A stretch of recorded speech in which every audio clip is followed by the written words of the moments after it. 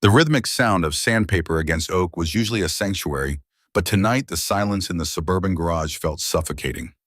Upstairs, the water was running as a wife washed away the scent of another man leaving her phone unattended on the workbench below. When the screen illuminated with a midnight text from a wealthy developer, a 10-year marriage didn't end with a screaming match, but with the cold, quiet realization of a husband who knew it was time to disappear. If stories about fractured trust and the quiet, devastating reality of betrayal resonate with you, stay with me. There are more secrets hidden behind these closed doors, and if you want to see how this unfolds, don't leave just yet. The rhythmic sound of sandpaper against oak was usually Jake Montgomery's sanctuary.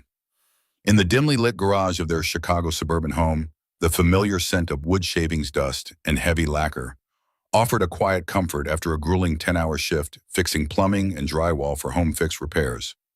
He wiped a streak of dark grease from his forearm, his steel-toed boots scuffing gently against the concrete floor. Upstairs, the water pipes groaned. Skylar was in the shower. She had come home late again, another client dinner that had stretched well past 11. Jake set the sanding block down, his muscles aching with a familiar dull throb, and reached for his water bottle resting on the edge of the workbench. Beside it sat Skylar's phone. She had left it behind in her frantic rush to get upstairs and wash off the day. He wouldn't have looked twice if the screen hadn't suddenly flared to life, cutting through the shadows of the garage like a lighthouse beam warning of a shipwreck. He didn't mean to read it. He had never been a jealous husband. But the bold black letters of the notification hovered mercilessly against the glowing background. Troy Knight, you left your pearl earring in my car, still tasting you on my lips. Sleep well, beautiful. The low hum of the refrigerator in the corner suddenly sounded like a roaring engine. Jake stared at the screen. The light slowly faded, plunging the workbench back into semi-darkness, but the words were already burned into his retinas. Troy Knight, the wealthy real estate developer Skylar had been consulting for over the past 6 months. The man who always wore custom Italian suits. The man who drove a sleek silver Porsche. The man who had casually, almost pityingly dismissed Jake as the handyman husband at a holiday cocktail party last December. Jake didn't smash the phone. He didn't storm up the wooden stairs to kick the bathroom door off its hinges and demand the truth. A heavy, suffocating silence wrapped around his chest, tightening its grip until drawing breath felt like swallowing shattered glass. He picked up his water bottle. His callous, scarred hands were remarkably steady, even as the invisible foundation of his 10-year marriage collapsed into fine dust beneath his boots. He turned his gaze toward the small garage window, looking out into their perfectly manicured front yard. The neighborhood was asleep, safe, insulated, a perfect, expensive lie. He thought of Skylar's recent distant stares across the dinner table, the way she had subtly, almost unconsciously pulled away from his touch in bed, the sudden intense obsession with keeping her phone face down and locked, the lingering scent of expensive musky cologne on her coat that she claimed was just a sample from a department store. The puzzle pieces had always been there, scattered across the table in plain sight. He had just been too blindingly, foolishly in love to put them together. Upstairs, the shower stopped running. The sudden quiet in the house was deafening. Jake slowly exhaled the sound barely audible over the chirping of crickets outside. The white-hot anger he expected to feel wasn't there yet. Instead, a profound, chilling clarity washed over him, freezing the blood in his veins. The woman currently drying her hair in their master bedroom was a stranger. The life he had built nail by nail, dollar by exhausted dollar, was nothing more than a hollow set piece. He didn't touch her phone.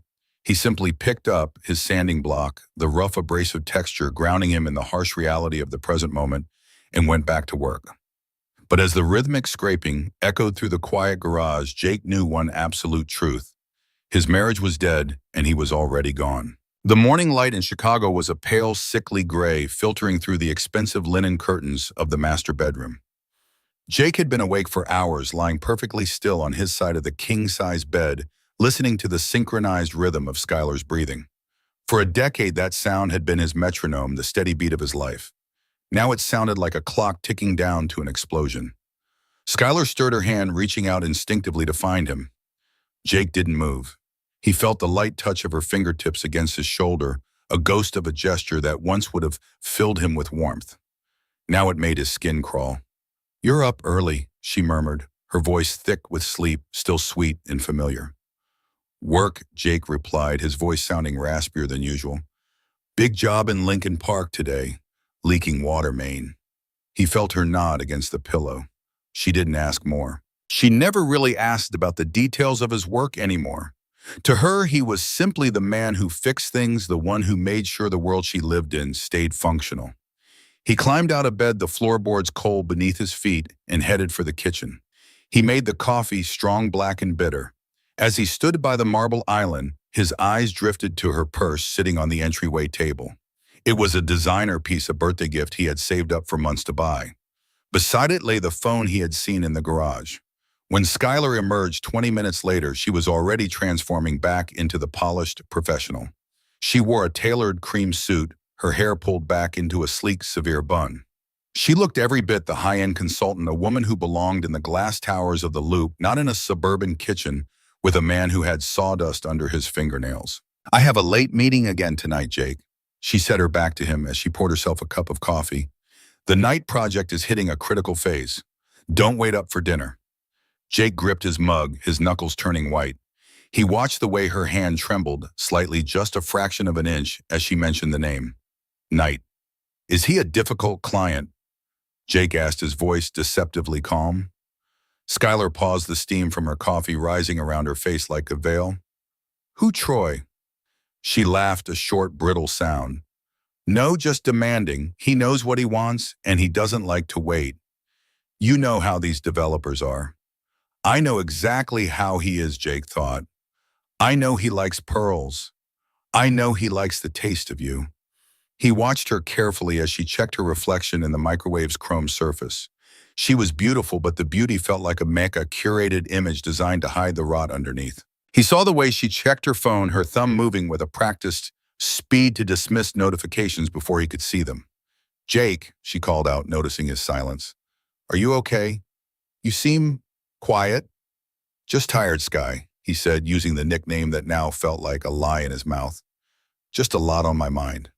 "Well, try not to work too hard," she said, walking over to plant a fleeting antiseptic kiss on his cheek. She smelled of expensive floral perfume and the faint, lingering scent of something else, something masculine that didn't belong in their home. As she walked out the door, the click of her heels echoing on the hardwood, Jake didn't go to work. Instead, he sat down at the kitchen table and opened his laptop. He didn't look for plumbing supplies or schedule new repairs. He began to look for a way out. He looked at their shared bank accounts, their mortgage papers, the title to his truck. He didn't cry. The time for tears had passed in the cold shadows of the garage the night before. Now there was only the work. He was a contractor, after all. He knew that when a structure was too damaged to be saved, when the foundation was cracked beyond repair, you didn't try to patch it up. You tore it down, you cleared the site, and you started over somewhere else. The next 2 weeks moved with a strange, agonizing fluidity. To Skylar, Jake remained the quiet, dependable husband, coming home with drywall dust on his jeans and a tired smile. But behind the facade, Jake was systematically dismantling their shared existence, acting as a demolition expert, surgically removing the load-bearing walls of his own life. His first stop had been a small, unassuming bank 2 towns over, far from the polished glass branches in the Loop, where Skylar managed their joint accounts. Sitting across from a young teller who chewed peppermint gum, Jake opened a new checking account under his name alone. He transferred exactly half of their liquid savings, not a penny more, not a penny less. He didn't want her money, he only wanted what his calloused hands had earned. He routed the new debit card to a newly rented P.O. box, ensuring no trace of paper would ever reach the mahogany mailbox of their suburban home. The legal untangling was a more delicate operation. In the late evenings, while Skylar was out at her critical phase meetings with Troy Knight, Jake sat in the dimly lit garage. He didn't sand wood anymore. Instead, the workbench was covered with mortgage documents, vehicle registrations, and tax returns. He drafted a simple ironclad quitclaim deed, relinquishing his rights to the Chicago house. It was a beautiful property full of expensive mid-century modern furniture Skylar had meticulously chosen, but the walls felt like a tomb now. Let her keep the house. Let Troy Knight pay the mortgage. Jake's emotional detachment became a necessary survival mechanism. He forced himself to stop noticing the expensive musky cologne lingering on her wool coats. He stopped caring when she instinctively turned her phone screen downwards on the kitchen island. Whenever a pang of the old deep ache threatened to rise in his chest, he vividly pictured the bold black letters of that midnight text message. The memory was a potent anesthetic, numbing the grief before it could paralyze him. One rainy Thursday afternoon, while Jake sat in his truck outside a hardware store, waiting for the downpour to pass, his phone buzzed. It was a message from Skylar. "Dinner tonight, Troy is taking the consulting team to a steakhouse to celebrate a milestone. I might be late." Jake stared at the illuminated screen, the rhythmic thump of the windshield wipers, the only sound in the cabin.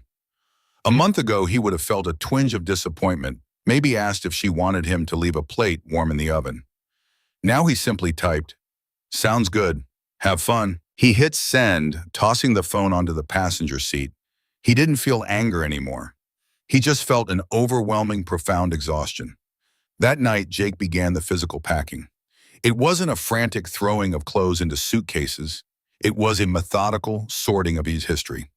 He took only what he had brought into the marriage, his grandfather's vintage watch, his faded canvas work jackets, in the heavy steel toolbox that had always been his true livelihood.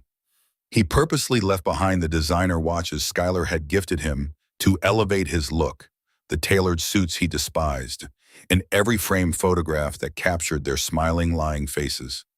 He placed his 2 duffel bags in the toolbox in the back of his truck, covering them with a heavy waterproof tarp.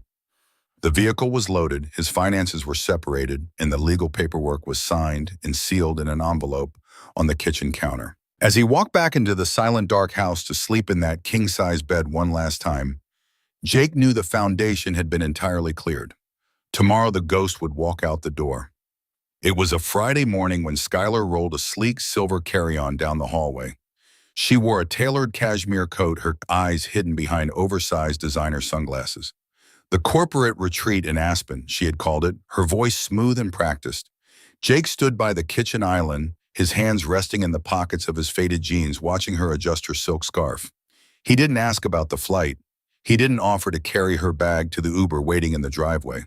"See you Sunday night, Jake," she said, leaning in for a quick, distracted kiss that barely brushed his jawline. "Goodbye, Skylar," he replied. She didn't notice the finality in his tone. The heavy oak door clicked shut behind her, and the house instantly held its breath.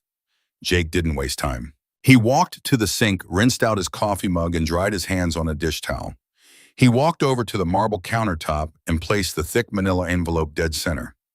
It contained the signed quitclaim deed and the single bank receipt showing the exact division of their savings. Beside the envelope, he raised his left hand. The plain gold band had been there for a decade, leaving a pale indented circle on his skin. He slid it off. The metal felt remarkably heavy as it hit the stone counter with a dull, hollow clink, the physical weight of 10 years reduced to a few ounces of cold gold. Within 20 minutes, Jake was in his truck. He locked the front door, dropped his key into the mail slot, and drove away. He didn't check the rearview mirror as the manicured lawns of the Chicago suburbs faded into the gray distance. Sunday afternoon brought a biting, unseasonable chill to the city. Skylar returned home several hours earlier than planned. The weekend with Troy had been a dizzying blur of high-altitude luxury and expensive champagne, but it had ended with an abrupt, sour argument over his dismissive, almost degrading tone in front of his wealthy friends. She felt a sudden, desperate need for the grounding comfort of her quiet, boring suburban home. She needed Jake's predictable, steady presence to anchor her, to remind her that she was safe and loved. She unlocked the front door and pushed it open. Jake. The silence that answered her wasn't the usual comfortable quiet of him working in the garage. It was a heavy, echoing stillness. The air in the hallway felt stale, the thermostat automatically dialed down to a freezing 60 degrees.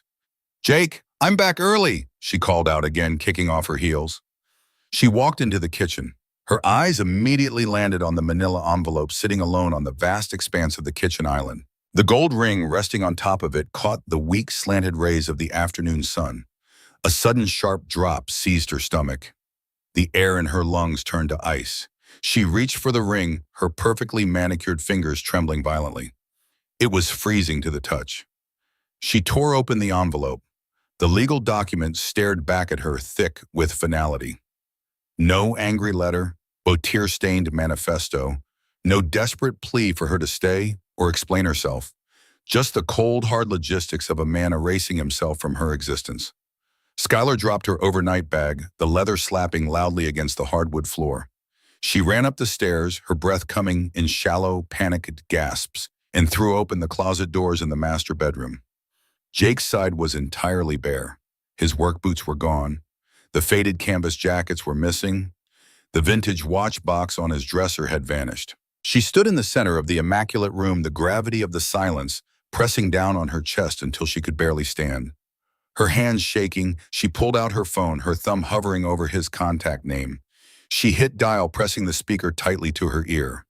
There was no ringing, just a harsh, automated tone informing her that the number was no longer in service. He hadn't just left the house. He had dismantled the bridge behind him. The perfect insulated double life she thought she could effortlessly control had just evaporated, leaving her standing entirely alone in the chilling ruins of her own making. 72 floors above the restless pulse of downtown Chicago, the silence in Troy Knight's penthouse was entirely different from the silence Jake had left behind in the suburbs. Jake's absence had been a heavy, echoing vacuum. Troy's apartment felt like a museum. It was cold, relentlessly curated, and completely hostile to anything imperfect or human. Skylar stood by the floor-to-ceiling windows, staring out at the rain slicking the city glass. Her reflection was superimposed over the glittering skyline, pale and drawn. It had been 3 weeks since she found the manila envelope on her kitchen counter. 3 weeks of living out of a sleek, handleless closet in Troy's guest room, waiting for the grand romantic validation that was supposed to justify her shattered marriage. It hadn't come. The heavy oak front door clicked open, followed by the sharp thud of a leather briefcase hitting the marble entryway console. Skylar instinctively smoothed down her silk blouse, painting a bright, pleasant expression on her face as she walked into the sprawling living room. Troy was already at the wet bar, the sound of ice clinking against crystal sharp in the quiet room. He poured a generous measure of amber scotch. He didn't look up as she approached. "Rough day?" she asked, keeping her tone light and breezy, the exact way he preferred. "Standard," Troy replied. He took a sip, his eyes finally shifting to her. They were a pale, assessing blue. They didn't hold warmth, they calculated value. His gaze swept over her from head to toe, pausing at her neckline. "Are you wearing that tonight?" Skylar looked down at her tailored navy trousers and cream blouse. "I thought we were just grabbing a quiet dinner at the bistro downstairs. I have 2 city zoning executives joining us at Gibson's in an hour," he said, turning his back to her to check his reflection in the mirrored backsplash. "Change into the emerald dress, the one I bought you in Aspen, and pin your hair up. It looks frantic." The words weren't yelled. They were delivered with the casual, terrifying authority of a man ordering a side dish. A sudden physical tightness gripped Skylar's chest. Without warning, a memory assaulted her. Jake's rough, warm, calloused hands, gently brushing a stray lock of hair behind her ear after a grueling day, his voice soft as he told her to relax. She pushed the memory down violently, burying it under the burning shame it brought. "You didn't tell me we had company," she said, her voice dropping a fraction, a hint of genuine exhaustion leaking through. "I'm drained, Troy. I've been dealing with real estate lawyers all afternoon, trying to figure out what to do with the house deed." Troy slowly set his glass down. The heavy crystal made a dull, ominous sound against the black granite. He turned to face her, closing the distance between them. He didn't touch her. He just loomed, using his height and the expensive cut of his suit as a weapon of intimidation. "Skylar," he said, his tone dripping with a quiet, chilling condescension. "I didn't invite you into my life to listen to you complain about the logistical mess you made with the handyman. I invited you because you fit the aesthetic of my firm. You look good on my arm when I need to close a deal. Do not become a liability." He picked up his drink, his face a mask of absolute indifference, and walked past her toward the master suite. "Be ready in 20 minutes. Emerald dress." Skylar stood completely frozen in the center of the vast $1 million room. The city lights outside blurred as a single humiliating tear traced a hot path down her cheek. The golden door of her high society fantasy had just swung shut, and she finally heard the lock turn. She hadn't traded up. She had simply sold herself, and the buyer was already reminding her of the terms and conditions. The dry, crisp air of Denver, Colorado was a world away from the humid, heavy winds of Chicago. Here, a mile above sea level, the sky was a piercing, unobstructed blue. Jake had traded the manicured lawns of the suburbs for the raw exposed brick of a 1920s historical renovation project in the Capitol Hill district. He didn't mind the dust. It was clean dirt. He threw himself into the grueling manual labor, letting the physical exhaustion act as a daily anesthetic for the ghost of his past. He was balancing on the second-story scaffolding, carefully restoring a rotted oak window frame, when he noticed the woman by the makeshift plywood drafting table below. Her name was Ashley White. She was the lead architect on the preservation project. Unlike the high society consultants Jake was used to seeing in Skylar's world, Ashley didn't wear designer heels or tailored silk to the site. She wore scuffed Blundstone boots, faded denim, and a thick canvas jacket against the morning chill. Her dark hair was perpetually messy, tied back with whatever pencil or pen she had on hand. Jake had spent the first month in Denver operating like a machine, efficient, silent, and completely closed off. He spoke only to confirm measurements and structural loads, but over the past week he had felt the quiet weight of Ashley's gaze. She wasn't watching him the way Troy Knight had, with a calculating smirk of superiority. She was watching him work. He climbed down the steel scaffolding, his tool belt clinking softly. He needed clarification on the blueprint for the interior archway. As he approached the plywood table, the smell of old paper, chalk dust, and dark roast coffee hung in the air. Ashley looked up from her sketches. She had intelligent, tired eyes that seemed to process everything in the room at once. "Morning, Jake." The oak frames on the east wall look incredible. Jake stopped wiping his hands on a rag. He was accustomed to being ignored by the white-collar professionals on a site viewed merely as the muscle executing their vision. "Just following the specs," he said, his voice flat, gravelly from disuse. "No, you aren't," Ashley replied softly, setting her pencil down. "The specs called for a standard modern seal. You spent 3 extra hours yesterday hand-carving the joints to match the original 1920s structural stress lines. You didn't bill us for the overtime." Jake's jaw tightened.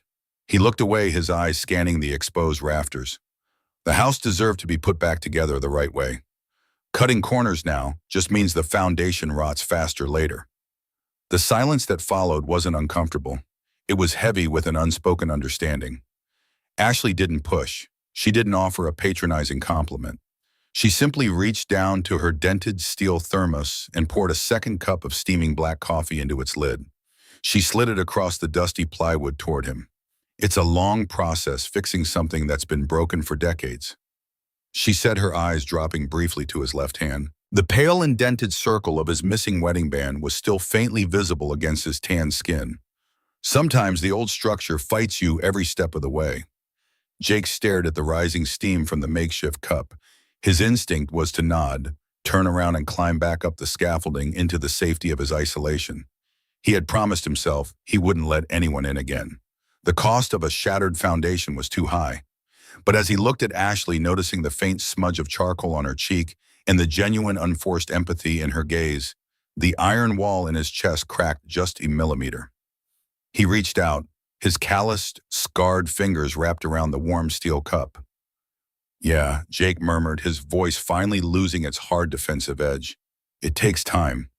He took a slow sip of the bitter coffee, standing beside her in the dust as the morning sun flooded the ruined rebuilding house. The end did not come with a screaming match, broken glass, or a dramatic confession. It came on a Tuesday afternoon, delivered with the chilling efficiency of a corporate layoff. When Skylar stepped out of the private elevator and into the penthouse, the first thing she noticed was not Troy, but the sleek black designer suitcases standing at attention by the door. Her suitcases. Troy was sitting in one of the Barcelona chairs, casually scrolling through an iPad. He didn't look up as the elevator doors whispered shut behind her. "The concierge has a car waiting downstairs," he said. His voice was entirely devoid of inflection, smooth and flat like a sheet of ice. Skylar stopped, her hand freezing on the strap of her leather tote. The air in the room suddenly felt incredibly thin. "Troy, what is this?" He finally raised his eyes. There was no anger in them, no regret, not even pity. It was simply the look of a man who had finished a meal and was waiting for the plates to be cleared. "It's over, Skylar. The arrangement has run its course. It's becoming entirely too suffocating, and frankly, I need my space back." The arrangement, the words scraped against her throat. She stepped forward, the polished marble floor seemingly tilting beneath her heels. I left you my husband for you. I walked away from my entire life. Troy sighed a small, impatient sound and set the iPad down on the glass table. You left your husband because you were bored, Skylar. Let's not romanticize this. I offered you a distraction and upgrade. You took it. But lately you've been carrying this exhausting, tragic energy around, and it's draining. I don't do drama. I don't do projects. He stood up, adjusting the cuffs of his bespoke shirt. Your things are packed. I had my assistant wire a generous amount into your personal account to cover a hotel and a deposit on a new place. Consider it severance. He didn't wait for her to respond. He simply turned and walked into his home office, shutting the heavy oak door with a definitive muted click.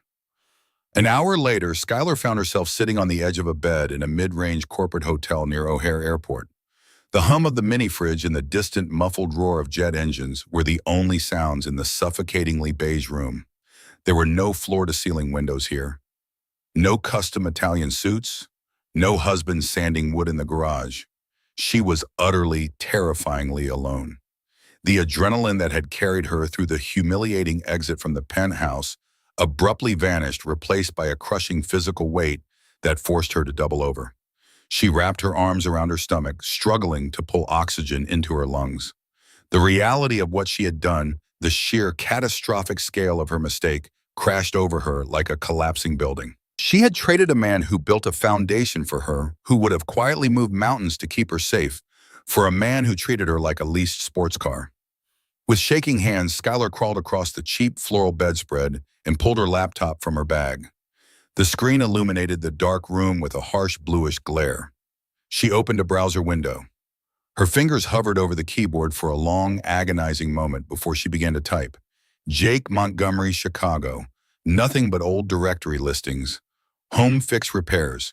Jake Montgomery. She found a brief administrative update on the company's public page from 2 months ago. We wish our lead contractor, Jake Montgomery, the best in his relocation out of state. Out of state. The words hit her like a physical blow. He wasn't just gone from the house. He had wiped her off his map entirely. Tears finally spilled over, hot and stinging, blurring the bright screen. She opened LinkedIn public records social media accounts she hadn't touched in months. She spent hours clicking, searching, descending into a frantic, obsessive spiral. She needed to find him. She needed to see his face, to hear his voice, to throw herself at his feet and beg him to fix the shattered wreckage of her life. Because Jake fixed things. It was what he did. And for the first time in her life, Skylar knew she was completely, irrevocably broken. The Denver sun had dipped below the jagged silhouette of the Rockies hours ago, leaving the historical brownstone wrapped in the sharp chill of a mountain evening. Inside, the harsh glare of industrial drop lights cast long, dramatic shadows against the exposed brick. The rest of the crew had packed up at 5, but Jake was still there, the rhythmic scrape of his chisel echoing through the empty halls as he carefully removed a century of rotted plaster from a load-bearing pillar. He didn't hear Ashley approach until the soft thud of 2 glass bottles touching the plywood workbench break his concentration. He lowered his chisel and turned. Ashley was standing there in her heavy canvas jacket, a smudge of drywall dust on her jawline. She pushed a bottle of amber lager toward him. You're going to sand your own fingerprints off if you keep this up. Montgomery, she said, her voice dropping into the quiet space between them. Jake wiped his brow with the back of his forearm and stepped away from the pillar. The muscles in his back ached with a deep, satisfying burn. He picked up the cold bottle, the condensation dampening his calloused palms. Just wanted to finish this section. It's a tricky joint. If I leave it half done, it throws off the alignment for tomorrow. You're a perfectionist, Ashley noted, hopping up to sit on a stack of neatly piled 2x4s. She took a sip of her beer, her intelligent eyes watching him over the rim of the glass. But it's more than that, isn't it? You attack the wood like it owes you an apology. Jake froze halfway through taking a drink. He looked at her, searching for the pity he despised, but found none. There was only a calm, observant curiosity. The air in the dusty room felt suddenly very still. He leaned against the workbench, staring down at the label on the bottle. For the past 2 months, he had successfully built a fortress of silence around his past. But standing here smelling of pine and exhaustion, looking at a woman who understood the architecture of broken things, the silence suddenly felt incredibly heavy. I used to build custom homes back in Chicago, Jake said, his voice low, gravelly, breaking the quiet for the first time with something real. I thought if you measured twice, used the best materials, and built a solid foundation, the house would stand forever. He looked up, his eyes meeting hers. They were dark, carrying the raw, unhealed edge of a fresh wound. Turns out it doesn't matter how perfect the frame is if the soil underneath is toxic. One day you wake up and the whole thing just collapses. You don't even hear it crack until you're already standing in the rubble. Ashley didn't offer a platitude. She didn't tell him that time heals all wounds or ask probing, invasive questions about who she was or what exactly happened. She just looked at the exposed brick behind him. I draft blueprints for a living, Jake, she said quietly. People bring me these beautiful decaying houses, hoping I can just slap a fresh coat of paint over the water damage and call it a restoration. I have to be the one to tell them no.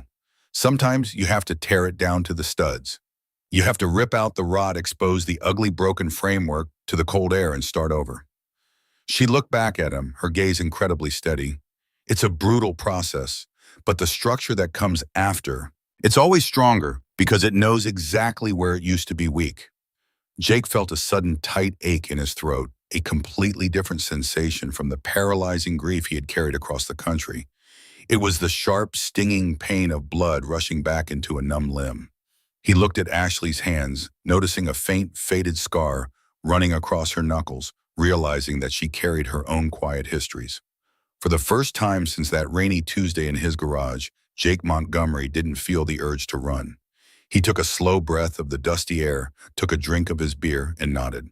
Yeah, Jake murmured, the faintest ghost of a real smile touching the corners of his eyes, down to the studs. It took 3 weeks, an exorbitant fee paid to a discreet private investigator, and the last remnants of Troy Knight's humiliating severance money to find him. As the plane descended into Denver, Skylar looked out the oval window at the jagged, snow-capped peaks of the Rockies, her stomach twisting into tight, anxious knots. The thin, dry air of Colorado was a sharp contrast to the humid winds of Chicago, making her feel perpetually breathless. She had spent the entire 2-hour flight perfecting her script. She had practiced her expressions in the cramped lavatory mirror, ensuring the lighting caught the faint, bruised shadows under her eyes. She needed to look beautiful but broken. She needed to trigger the protective instinct that had defined Jake for the entirety of their decade-long marriage. Troy was a mistake, she mouthed silently against the cold airplane glass. A horrible, manipulative mistake. I was overwhelmed by the pressure of my firm. I lost myself, Jake, but I never stopped loving you. You are my home. It was a good narrative. It shifted the blame just enough, painting her as a victim of high society manipulation rather than a willing participant in her own infidelity. Jake was a contractor. He fixed things. He restored ruined foundations. If she presented herself as a shattered woman, she was absolutely certain he would reach out his calloused hands and pull her out of the wreckage. He was too good of a man to leave her drowning. The Uber dropped her off in the Capitol Hill district early the next morning. Skylar stepped out onto the uneven pavement, pulling her expensive camel hair coat tighter against the biting mountain chill. Before her stood a massive, gutted 1920s brownstone.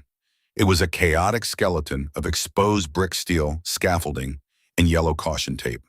It was no place for a woman in Prada boots, but she didn't care. She walked toward the open threshold, her heels crunching loudly against the gravel and loose debris. The sharp whine of a table saw echoed from the back of the property, cutting through the crisp morning air. As she crossed the entryway, a familiar scent hit her, a potent mixture of heavy lacquer sawdust and sweat. It was the exact smell of their suburban garage in Chicago. A sudden, violent wave of nostalgia threatened to bring genuine tears to her eyes, but she blinked them back, preserving the careful moisture for the right moment. She navigated through the maze of plywood and drop cloths until she reached what would eventually be a grand living room. And there he was. Jake was standing with his back to her, studying a massive blueprint unrolled across a makeshift table. He looked different. The soft edges he carried in Chicago had been carved away, replaced by a leaner, hardened tension in his shoulders. He wore a faded flannel shirt rolled up to his elbows, and his jawline was darkened by a week's worth of scruff. He didn't look like the discarded, quiet handyman she had left behind. He looked grounded, anchored to the very earth beneath his boots. Skylar took a deep, trembling breath, inhaling the dust. She adjusted her posture, allowing her shoulders to slump perfectly, letting the carefully curated mask of utter defeat slide over her features. She prepared to deliver the performance of her life, stepping into the stream of sunlight piercing through the exposed rafters. Jake, her voice was soft trembling, the fragile melody designed to shatter his defenses. She waited for him to turn around. She waited for the shock, the anger, and then inevitably the capitulation. The sharp whine of the table saw in the back of the house abruptly wound down, leaving a ringing silence in its wake. Jake slowly turned away from the blueprint. He didn't flinch. He didn't drop the carpenter's pencil held loosely in his fingers. He looked at Skylar standing in the doorway, the morning sun catching the dust motes dancing around her expensive camel hair coat. His expression remained entirely neutral, his eyes sweeping over her with the mild, detached curiosity of a man observing a misplaced delivery package. Skylar's heart hammered a frantic rhythm against her ribs. This wasn't the reaction she had anticipated. She stepped forward, her Prada boots crunching loudly over a discarded piece of drywall. She let a single perfect tear spill over her lashes. "Jake," she breathed, her voice cracking right on cue. "I've been looking everywhere for you. I made a terrible mistake. Troy, the city, all of it. I was so lost, so overwhelmed. He manipulated me when I was vulnerable. But every single day I just wanted to go back. I just wanted my husband." She stopped a few feet away, expecting him to close the distance. She waited for the familiar softening in his jaw, the heavy sigh of a man giving in to his protective nature. Jake simply picked up a rag from the table and slowly wiped the chalk dust from his hands. The silence stretched thick and suffocating, interrupted only by the distant wail of a police siren miles away in downtown Denver. "Are you finished?" Jake asked. His voice wasn't raised. It held no venom, no bitterness, no underlying tremor of suppressed rage. It was completely, terrifyingly flat.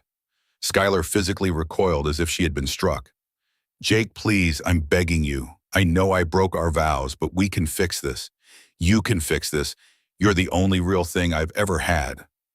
She reached out her trembling, manicured fingers, aiming for the familiar warmth of his forearm. Jake took a deliberate half-step back. The movement was small, effortless, and entirely instinctual, but it cut deeper than any insult he could have hurled. Her hand fell uselessly to her side, hovering in the cold air. "I'm not fixing this, Skylar," he said, tossing the rag onto the table. He looked at her, truly looked at her, and she saw the devastating truth in his dark eyes. They were completely empty of her. "I'm not angry anymore. I haven't been angry since Chicago. I just look at you, and I don't feel anything at all." "You don't mean that," she whispered frantically, genuine panic finally breaking through her rehearsed facade. The script was useless. The foundation she thought she could rely on simply wasn't there. 10 years, Jake. You can't just erase 10 years. "You erased it," he corrected mildly, his tone conversational, factual. "You didn't leave because you were manipulated. You left because you thought you found something shinier.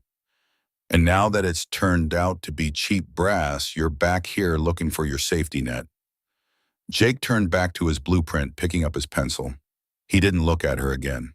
"You shouldn't have come to Denver. There's nothing left for you here. Be careful walking out. There are exposed nails in the hallway." Skylar stood entirely paralyzed in the dust of the ruined room. The opposite of love wasn't hate.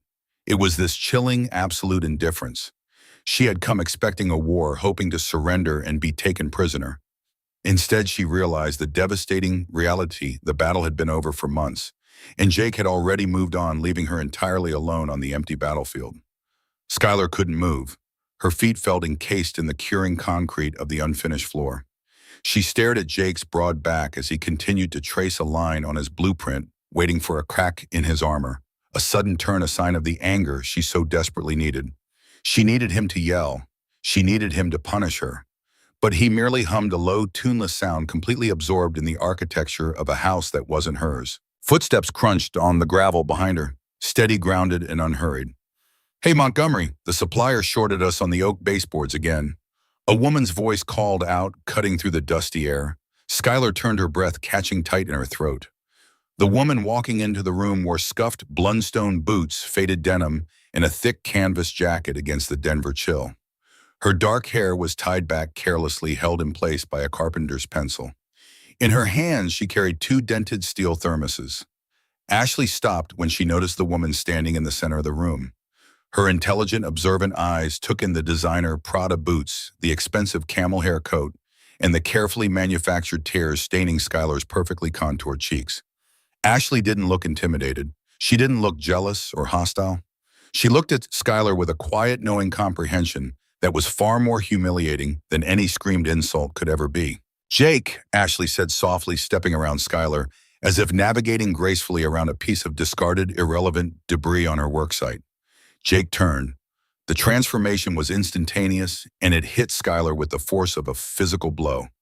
The rigid, impenetrable wall of ice he had built against her vanished entirely. His shoulders dropped their defensive tension. The cold, blank void in his dark eyes melted into a warm, unguarded familiarity. "They shorted us," Jake asked, reaching out to take one of the thermoses from Ashley. Their fingers brushed. It was a microscopic point of contact lasting no more than a second, but it carried the devastating weight of 1,000 quiet evenings of shared silence, mutual respect, and an intimacy Skylar realized she had never truly earned. By 20 feet, Ashley sighed, leaning against the workbench next to him, existing in his personal space in a way Skylar had never been allowed to do since the day he left Chicago. "I'll call the mill, but drink that first. You look like you've been dealing with ghosts all morning." Jake let out a short, genuine laugh, a deep, resonant sound Skylar hadn't heard in years. He looked down at Ashley, the ghost of a real smile touching the corners of his eyes. "Something like that." He didn't look back at Skylar. He didn't need to. He was entirely anchored to the woman standing beside him in the dust. The finality of the scene crushed whatever fragile, delusional hope Skylar had left clinging to her ribs. She wasn't the beautiful, tragic heroine of this story. She was simply the toxic soil he had excavated to build something better. She realized with a sickening clarity that the universe had delivered its karma not through Troy Knight's cruelty, but through Jake's absolute healing. He hadn't just survived her betrayal, he had thrived after it. Slowly, her hands trembling in the pockets of her expensive coat, Skylar turned around. Her heels scraped against the plywood as she walked back down the hallway, navigating carefully to avoid the exposed nails, just as the stranger she used to call her husband had warned. The heavy oak front door was open, leading out into the harsh, blinding reality of a city where no one knew her name and no one was coming to save her. The Denver sky was a bruised purple bleeding into a deep electric gold as the sun dipped behind the Front Range. The historical brownstone, once a skeleton of rot and broken dreams, now stood tall, its structural integrity restored and its windows glowing with a soft, warm light. The dust had finally settled. Jake stood on the newly finished porch, his hand resting on the smooth hand-carved railing. He could still feel the faint vibration of the city beneath his boots, but it no longer felt like a warning. For the first time in years, the silence didn't feel like a vacuum. It felt like peace. Inside, he heard the familiar sound of rolling parchment. Ashley was in the foyer marking the final punch list for the contractors. She stepped out onto the porch, the cool evening air ruffling her hair. She didn't say anything at first. She simply leaned against the doorframe, watching the same horizon. "It's solid, Jake," she said quietly, her voice carrying a weight of shared accomplishment. "It'll stand for another 100 years." Jake turned to look at her. The shadows of the evening softened the lines of her face, but her eyes remained as sharp and honest as the day they met. He thought about the manila envelope he had received in the mail that morning, the final divorce decree from Chicago. It had been a thin, unremarkable stack of papers that officially ended a decade of his life. He had signed it, mailed it back, and felt nothing. No sting, no regret, just the quiet satisfaction of a job finally completed. "I spent a long time thinking a house was just walls and a roof," Jake said, his voice steady. "I forgot that it's the people inside who decide if the foundation is worth saving." Ashley reached out her hand, finding his on the railing. Her grip was firm, grounded in the reality of the present. "We built this one right, Montgomery. No shortcuts, no lies." He squeezed her hand, a silent promise echoing in the mountain air. He was no longer the handyman husband who fixed things for a woman who didn't value the craft. He was a man who had survived the demolition and learned how to build something that actually belonged to him. 2,000 miles away in a cramped, sterile apartment overlooking the gray expanse of Lake Michigan, Skylar Thomas sat alone at a glass table. A half-empty bottle of expensive wine stood beside her, the only remnant of the luxury she had once craved. She looked at the final divorce papers resting in front of her. Jake's signature was bold, clear, and utterly final. There were no handwritten notes in the margins, no lingering traces of the man who had once loved her more than himself. She looked out at the Chicago skyline, the very city that had promised her everything and given her nothing but echoes. She had the status she thought she wanted, but the house was empty. The lights of the loop flickered like cold stars indifferent to her presence. She had searched for a husband and found only the karma of her own choices. Back in Denver, Jake stepped off the porch and into the house with Ashley. He reached for the light switch, his fingers brushing the polished wood of the frame he had carved with his own hands. As the door clicked shut, the sound was final. Not like a tomb, but like a home. The ghost of the man who left Chicago was gone, replaced by someone who finally knew the value of a foundation built on the truth. The structure was finished, and for the first time, it was perfect.